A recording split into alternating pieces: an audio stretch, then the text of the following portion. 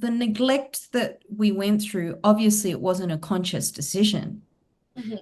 And when I read Disappearing Act, months later, I tested Mama, asking if I could eat bowl after bowl of Cookie Crisp cereal. She did not notice as the pounds crept on. I was already fading from her vision, and I knew it.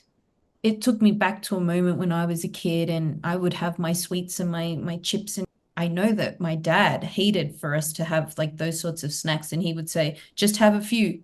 And then he would take the bags away. But if I was with my mum, I could finish everything, no problem. And and so what happens is that you're raising yourself, so many of us raise ourselves. There's a silence in this being overlooked on a day-to-day basis. So, what part of that neglect was the hardest for you to carry? I think for me, the hardest part of that for me to carry in general, the neglect or being invisible, was the feeling that I was only worthwhile in the way that I could serve my mom or serve others or entertain others or make others laugh. I struggle with that even now. For example, I'm not a singer or a performer. Because I'm a teacher, I do perform every day. I'm an introvert and Right. I can be the life of the party. I can do the things. It's not the same as being a professional performer. But the point is that when you perform on a daily basis, you're performing because it's what you feel you need to do what you need to do. Right.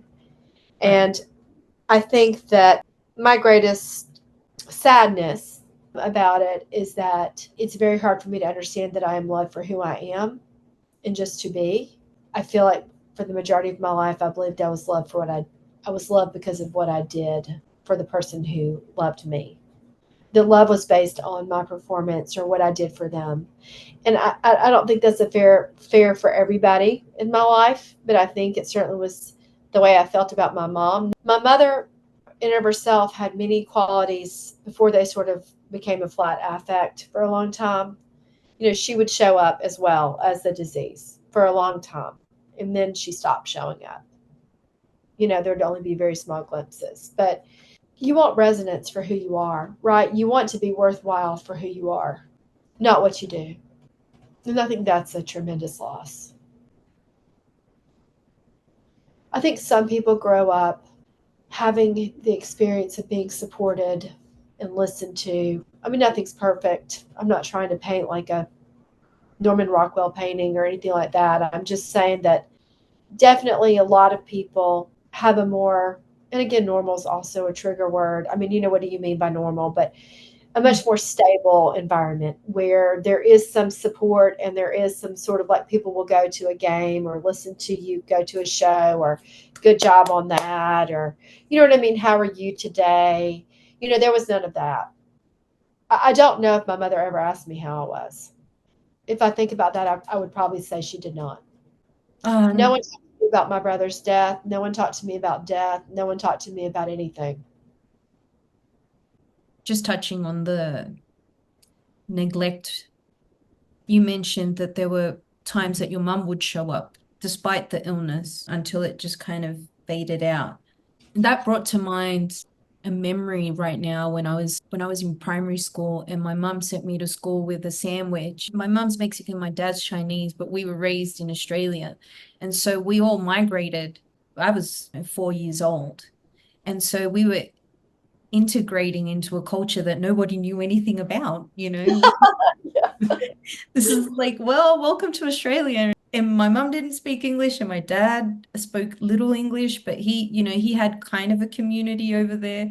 And I remember my dad really tried to understand the culture and incorporate it into our lives. And he would do barbecues. I'm sure you've heard of Aussies saying, a barbecue, a sausage on the barbecue. My dad would do that. And one of the things that they would do back then was like tasty cheese with Vegemite on white bread. And so I wanted to be a normal kid. And I said, well, can I have one of those sandwiches? And those sandwiches don't exist in Chinese or Mexican culture. My parents were like, well, all right. And I remember they sent me off to school and I was so proud. And when I opened my lunchbox, I had like just this, it was two slices of bread and just a chunk of cheese. Like it wasn't even cut in slices, And and that was sad. Actually, you know what? I made that sandwich. I broke the cheese how I could, and it looked like I had taken a rock to school and put red on either side of it. And I was like, well, I have it, but I don't have it. Like I have this sandwich that should make me part of the normal crowd, and yet it's like this huge chunk of cheese, and that just came to mind, and it's quite sad. Our parents missed a lot of things along the way, and they were doing the best that they could. That's something that I've also come to understand, that in my mum's case, there really was nothing more for her to give. And there's a huge sadness in that, because when you're a kid, you're looking for the support, the guidance, somebody to really hold your hand and take you through life. Well, first of all, I think that that sandwich is a metaphor, right? It's a great metaphor for trying to, fit in or find the normalcy. I think that I had a sense because my mother had been through such tragedy, and considering all that, she did an amazing job. I mean, we had a routine, which I still carry through, but I knew really early on. I think when my brother died, I knew it was a little sassy. Like, I think I was born a little sassy, and then that all went away. I learned she couldn't do any better. I never could verbalize she was sick. I just knew things weren't right, but there was also the only thing I knew. Right. So, I mean, it gets very confusing if it's what you grow up with, and there's nothing out there to counter what you're seeing. So that was my normal.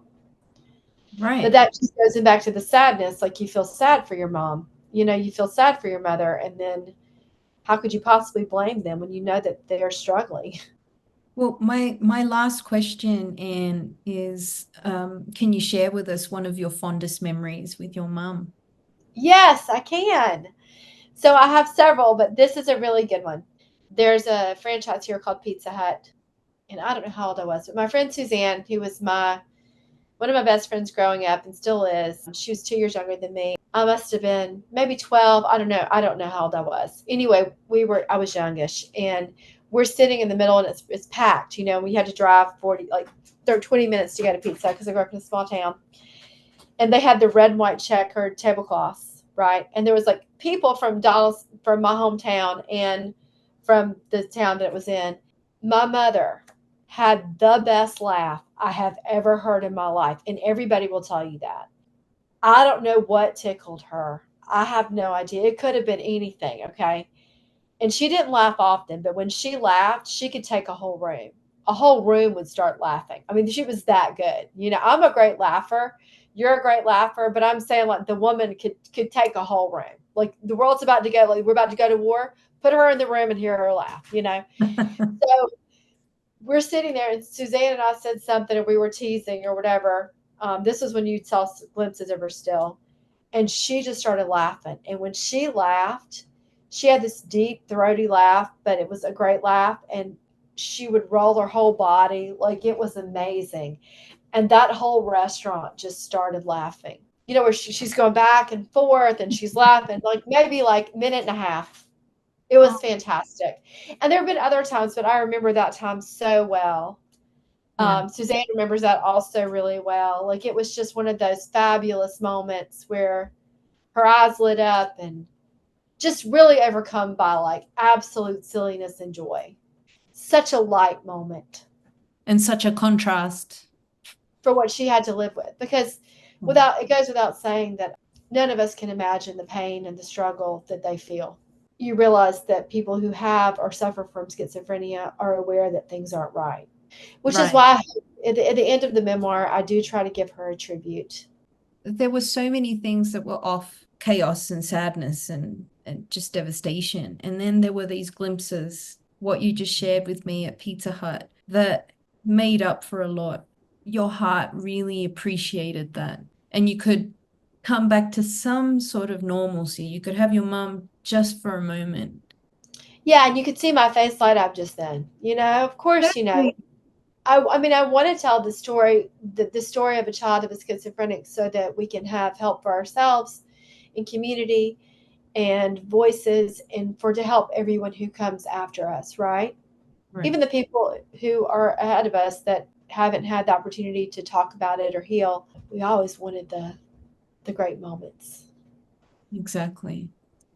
And thank you so much. This has been wonderful. I mentioned to you before, we could talk for days. Our stories in my mind, the whole time that you were talking, I was thinking, "Ah, that was me too, you know." And I appreciate your honesty, your candidness, and also the fact that you want to create community. And I think being here, talking about this experience and wanting to see a difference for the younger generation so that they're not living the same experience that we did, so that they can have community and psychoeducation.